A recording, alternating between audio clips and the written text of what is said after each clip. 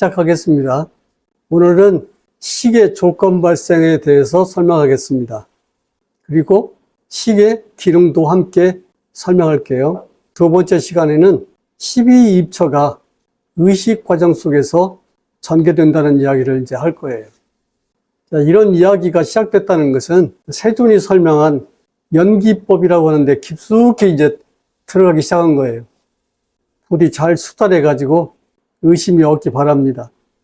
먼저 우리는 공부를 했어요. 안이비설신이와 이에 대응하는 색성향 미촉법은 한 쌍의 법이라고. 이것은 한 쌍의 법이기 때문에 안이비설신이를 이야기하면 색성향 미촉법이 거기 따라와 있는 거예요.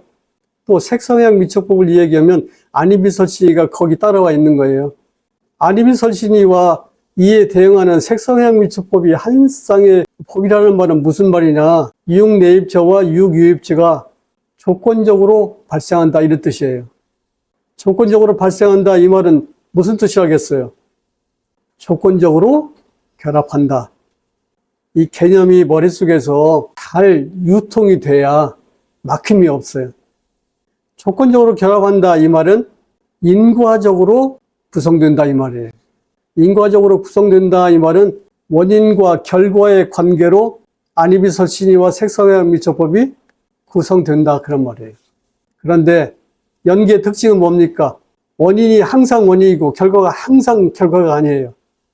이거 좀 이해하기가 쉽지 않은 말인데, 내가 원인이 될 때는 나로 하여금 일어난 결과에 대해서 내가 원인이 되는 거예요. 반대로 내가 결과가 될 때는 원인에 대해서 내가 결과가 된 거예요. 이게 항상 원인과 결과는 고정적으로 원인이고 결과가 아니고 상대적인 것이다. 이렇게 받아들이면 돼요. 또 조건 발생, 조건 결합, 인과적 구성 이 말은 인과적으로 상호작용한다는 말이에요. 잘 수달하기 바랍니다. 중국 사람들은 수달이라는 말을 안 쓰고 무슨 말을 많이 쓰냐면 통달한다 이런 말을 써요. 통달한다는 말은 그냥 이런 말이에요. 숙달한다. 우리가 쓰는 그런 의미로 바꿔보면 체화한다 이 말이에요. 어떤 가수가 노래를 부르는데 녹음을 하기 위해서 곡을 받으면 5,000번 이상 부른대. 노래를 잘하는 사람인데 사람만 불러보고 녹음을 하면 될 건데 그것을 5,000번을 부른다는 거예요. 5,000번이나 불러가지고 뭐 하는 거예요? 완전히 그 노래가 내 몸속에서 우러나오듯이 만드는 거예요. 그걸 체화라고 그래, 체화. 그러니까 우리가 무엇을 안다고 할 때 그게 체화되어 있지 않은 상태라면 머리하고 이 손발이 따로따로 돌아요. 조건 발생, 조건 결합, 인과적 구성, 인과적 상호작용. 이게 같은 의미다. 이렇게 받아들이면 좋겠습니다. 그러면 오늘의 공부, 유익내입처와 유익유입처를 조건으로 6가지 유형의 식이 발생합니다. 그러니까 식은 조건 발생이다 이 말이죠. 세존의 유대함은 어디에 있냐면 조건 발생의 식을 발견한 데 있어요. 이게 엄청난 사건입니다. 그것을 깊이 이해하기 바랍니다. 6가지 유형의 식이 발생하는데 이 6가지 유형의 식이 뭐냐면 안식, 이식, 비식, 설식, 신식, 의식이에요.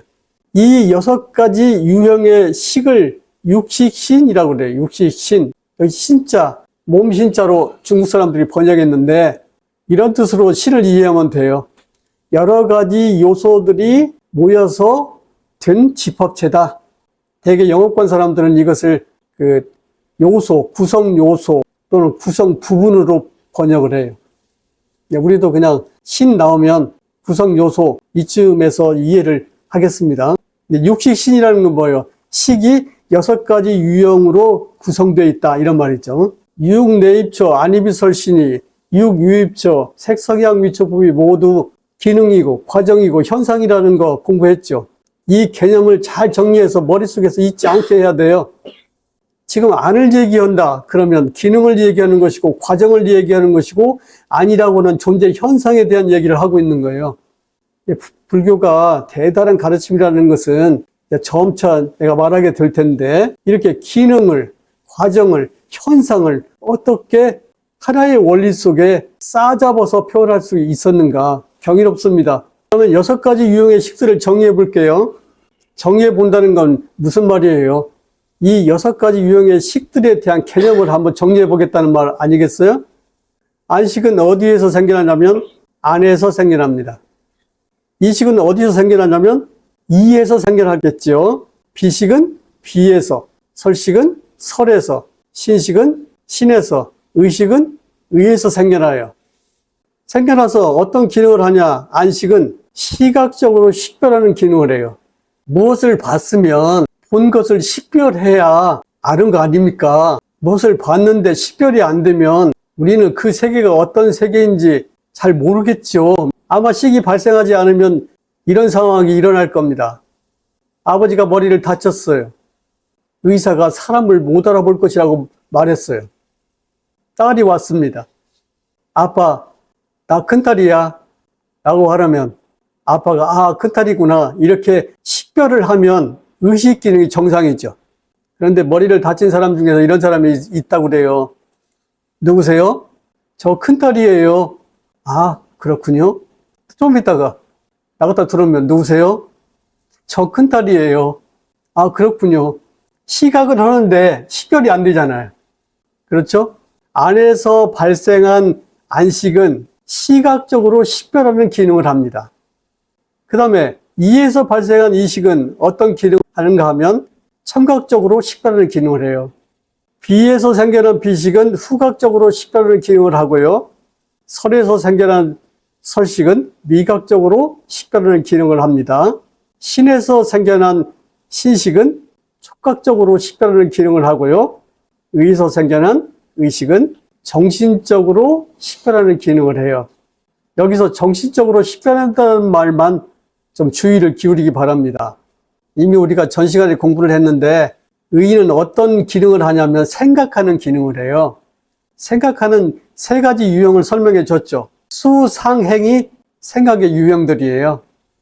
그러니까 우리가 이것저것을 막 생각을 하는데 의에서 결국 다 그 범주를 나눠보면 느낌을 만들어내고 그 다음에 해석을 만들어내고 그 다음에 만들어낸 것을 또 만들어내요. 수상행을 만들어내는 겁니다. 이렇게 만들어내면 의식이 의에서 수상행을 만들어내면 의에서 생긴 의식이 그 수상행을 식별을 해야겠죠. 수상행을 식별하는 기능, 이것이 의식이에요. 육식에 대해서 조금 더 살펴볼게요. 안식은 시각하여 식별하는 기능입니다. 우리는 시각한다는 말을 많이 써요. 시각한다, 시각한다, 시각한다. 본다는 말이죠. 시각한다, 본다 이 말은 시각하여 식별하고 보고 식별하고 이런 말이에요. 근데 우리는 시각한다는 말만 쓰고 식별한다는 말을 안 쓰잖아요. 왜, 뭐 때문에 식별한다는 말을 안 쓸까요? 왜 안 쓸까? 이것은 자기가 시각한다고 지금 생각하고 있기 때문이에요. 그러니까 식별한다는 기능을 생략한 것은 뭐 때문이냐? 그 식별하는 기능을 나라는 존재가 하고 있어요. 이렇게 지금 받아들이기 때문에 그렇습니다. 시각한다는 말을 쓰지요. 이 말은 시각하여 식별한다는 뜻이에요. 그런데 우리는 시각하여 식별한다는 말을 꼬박꼬박 쓰지를 않아요. 왜 그래요? 그 식별하는 그 능력을 가진 놈이 나예요. 내가 봤으면 됐죠. 이렇게 받아들이는 거예요. 그러나 이 평범한 인식의 사건 속에서 세존이 발견한 것은 뭐냐면 시각하면 안식이 발생한다는 것을 발견했어요. 사실 오늘날 사람들은 거의 다 받아들일 수 있어요. 시각은 되는데 시각하여 식별하는 능력은 고장난 사람들이 있거든요. 머리를 다쳐서. 시각이라는 인식이 일어나면 시각적 인식을 식별하는 안식이 일어나야 돼요. 일어나고 있어요.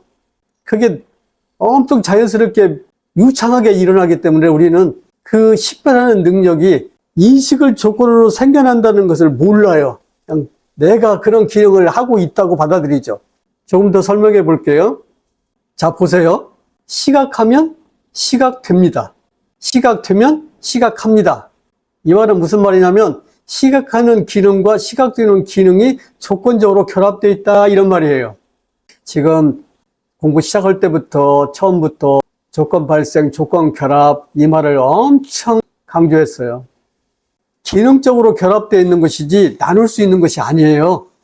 시각하는 기능과 시각되는 기능은 조건적으로 결합되어 있어요. 이러한 시각적 인식을 조건으로 안식이 생겨나는 거예요. 그런데 어떤 사람은 이것을 순차적으로 생각하는 사람이 있더라고. 일어나면 순서 1, 안식이 생겨난다. 순서 2. 우리가 쓰는 말은 선조적 구성으로 되어 있어요. 선조적 구성이라는 것은 말을 쭉 하면 직선으로 시간이 쭉 지나가는 거예요. 그러니까 우리의 언어가 시간 아래서 움직이는 그런 선조적 기능을 하기 때문에 이렇게 표현하는 것이지, 우리는 그것을 숙달할 때는 어떻게 숙달해야 돼요? 함께 일어난다, 이렇게 숙달을 해야 돼요. 함께 일어난다는 것을 보는 것은 누구의 몫입니까? 여러분들의 몫이에요. 언제 함께 일어난다는 것을 볼 수 있냐? 여러분이 쌀띠를 가지고 수행을 시작할 때 그것을 보게 돼요. 지금은 그런 수행이 가능하도록 이렇게 순차적인 지금 언어적 표현을 하고 있는 거예요. 시각적 인식을 조건으로 안식이 생겨나요. 다시 말해서 안식은 시각하는 내적 물질의 기능과 시각되는 외적 물질의 기능을 조건으로 생겨나는 거예요. 그럼 여기서 여러분은 식이 물질입니까? 비물질입니까? 이런 것을 따지느라고 시간을 보내지 말아요. 생겨나잖아요. 그런 것을 따져보려면 이제 학문을 하면 돼요. 이식에 대해서 한번 설명해 볼게요. 이식은 청각하여 식별하는 기능이에요. 즉 듣고 식별한다는 말이 있죠. 우리는 청각한다는 말을 많이 써요. 듣는다는 말을 많이 쓰잖아요. 그런데 듣는다, 청각한다 이 말은 청각하여 식별한다 이런 뜻이에요. 그런데 일상 속에서 청각한다는 말을 이렇게 안 쓰잖아요. 왜냐하면 내가 청각하는 기능을 한다라고 생각하기 때문에 그래요. 그럼 여기서 한 가지 사실을 알 수 있죠. 식별한다는 말을 안 쓰고 나라는 말을 쓰게 되는데, 이때 나라는 존재는 이것저것 보고 듣고 맛보고 촉각하고 그 다음에 생각하고 이렇게 해서 전부 아는 존재, 그 기능을 하고 있는 존재가 나다, 이런 지금 가정이 숨어 있는 거죠. 그런데 내가 보는 게 아니랍니다. 내가 듣는 게 아니에요. 보고 듣고 이런 6가지 인식의 작용은 이렇게 조건적으로 발생하는 거예요.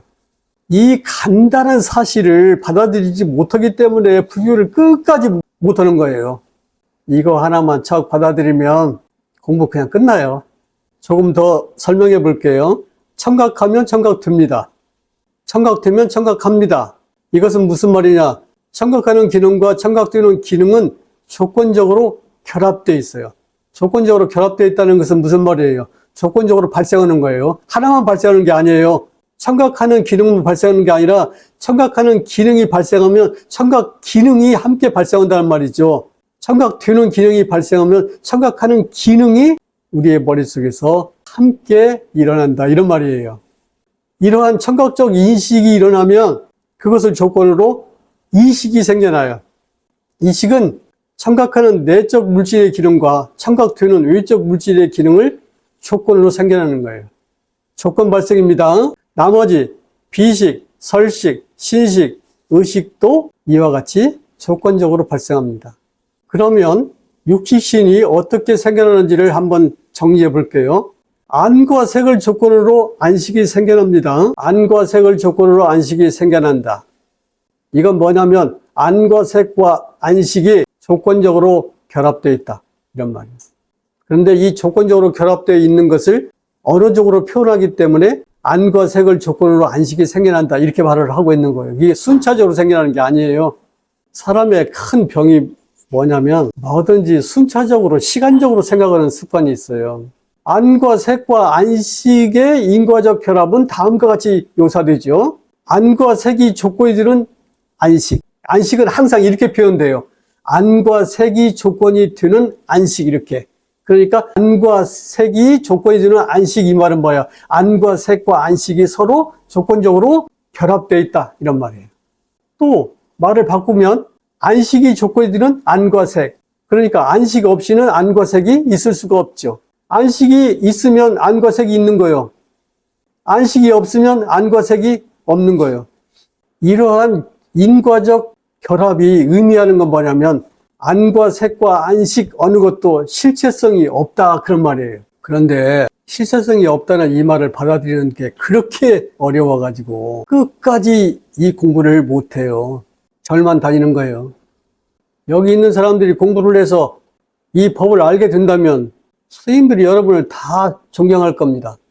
그러면 이와 성을 조건으로 이식이 생겨난다. 이 문장을 한번 살펴보겠어요. 이 문장은 이와 성과 이식이 인과적으로 결합되어 있다. 이것을 지금 묘사한 문장이죠. 그러면 그 인과적 결합을 우리는 어떻게 표현하냐? 이렇게 표현해요. 이와 성이 조건이 되는 이식. 이식은 항상 이와 성을 조건으로 생겨나는 거예요.